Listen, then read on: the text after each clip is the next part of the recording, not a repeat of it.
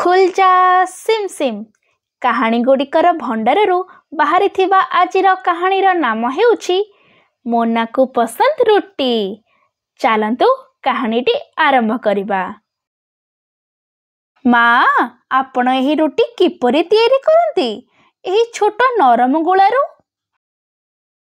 एवं एही गुला किपरि तैयारी हुए? एही धला अटारू?